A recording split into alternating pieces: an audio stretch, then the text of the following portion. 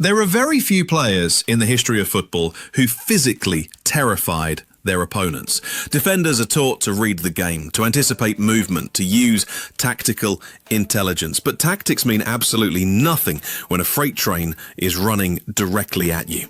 In the early 2000s, Serie A was the most ruthless, defensively brutal league on the planet. It was a landscape dominated by absolute gladiators. Maldini, Nesta, Cannavaro. Yet there was one striker who made these legendary defenders look like terrified youth team players. His name was Adriano Leite Ribeiro. But the blue and black half of Milan didn't call him by his given name. They simply called him L'Imperatore, the Emperor. Standing at 6'2", he possessed the brute strength of a heavyweight boxer. He could hold off two elite centre-backs with his back to the goal without breaking a sweat. But it wasn't just his size that made him a nightmare. It was the terrifying combination of that raw power with the explosive pace of a winger. Inter Milan knew they had a diamond, but to harden it, they sent him to Parma in 2002.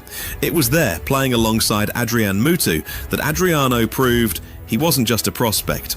He was a devastating force of nature. He scored 23 goals in just 37 league appearances. He bullied veteran defenders. He tore defensive lines to shreds. Inter Milan quickly realized their mistake and paid millions to bring him back to the San Siro. But what the world saw as an unstoppable machine was actually a young man carrying an unbearable weight.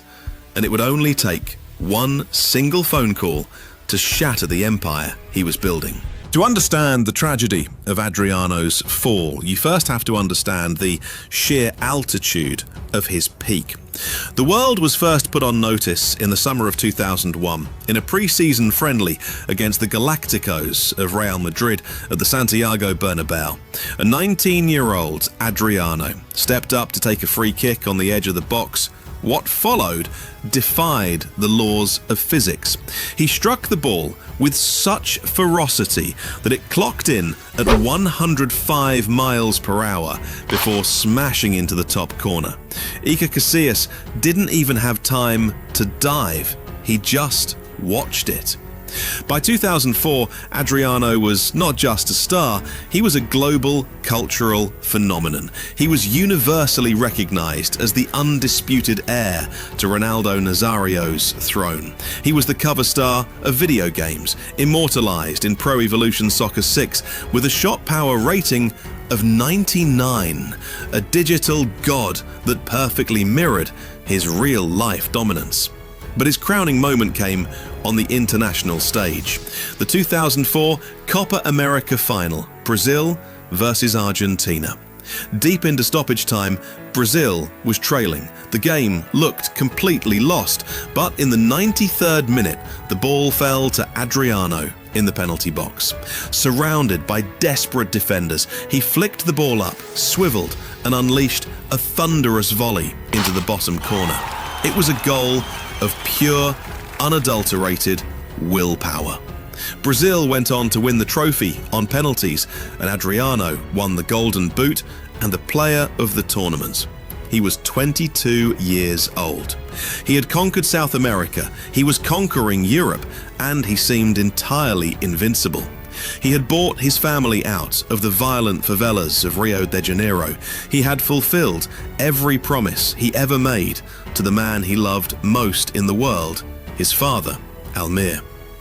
But the universe has a cruel way of collecting its debts from the brilliant. It happened on a warm summer day in August 2004. Adriano was back with Inter Milan, preparing for a highly anticipated new season.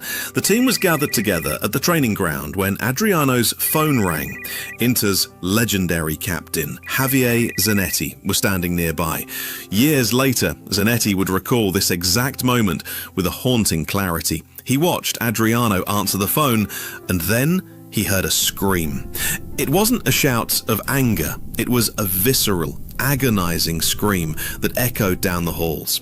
The voice on the other end of the line had just told Adriano that his father, Almir, was dead. He had suffered a sudden, fatal heart attack at the age of 44. Almir wasn't just a father, he was Adriano's anchor. He was the man who had physically shielded him from the gang warfare of the Villa Cruzeiro favela. He was the sole reason Adriano laced up his boots every morning. Zanetti rushed over and held his massive teammate as he collapsed to the floor, weeping. Zanetti later said, "From that day, Massimo Moratti and I treated him as a little brother. He continued to play, to score, and to point to the sky, dedicating his goals to his father. But after that phone call, nothing was the same. We couldn't pull him out of the tunnel of depression. The Emperor's armor had cracked, and the man inside was quietly bleeding out." Grief is a silent, ruthless predator. It doesn't care about your bank account, your fame, or your immense talent. Publicly, Adriano was still performing for a short time, running on pure adrenaline, grief, and muscle memory, but privately, the pain was absolute. To numb the unbearable reality of his father's absence, Adriano turned to the only anesthetic he could find: alcohol. He began drinking heavily every single day. He would arrive at Inter Milan's morning training sessions completely intoxicated, unable to function. The club desperately tried to protect their superstar. Medical staff would quietly pull him aside, take him to the infirmary to sleep off the alcohol, and tell the ruthless Italian press that he was suffering from muscular pain. But you can only hide a collapsing building for so long before the dust covers the streets. His physical conditioning rapidly deteriorated. The explosive pace vanished. The terrifying strength faded. The media, completely blind to the profound psychological torment he was enduring, tore him apart without mercy. Tabloids published photos of him at nightclubs, branding him lazy, unprofessional, and a wasted talent. They mocked his weight. They aggressively questioned his commitment to the shirt. They turned a young man suffering from severe clinical depression into a national punchline. Adriano later confessed, "I only felt happy when I was drinking. I didn't know how to hide it. I was drinking everything I could get my hands on."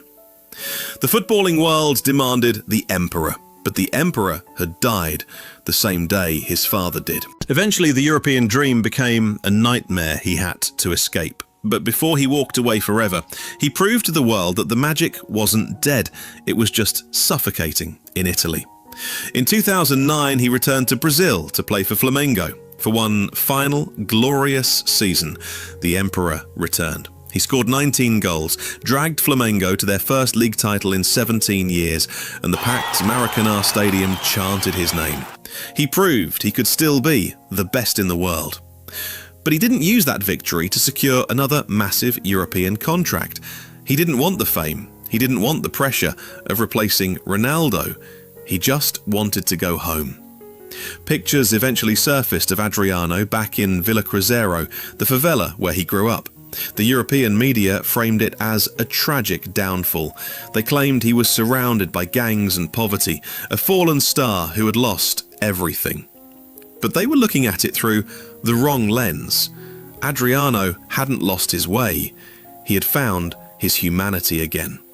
He was back with his childhood friends, walking barefoot in the streets, grilling meat, and in the sun. He was in the only place on earth where he wasn't l'imperatore. He was just Adriano. He survived a grief that would have destroyed most men. He reminded a brutal, profit-driven industry that players are not just assets on a balance sheet. They are sons. They grieve. They break.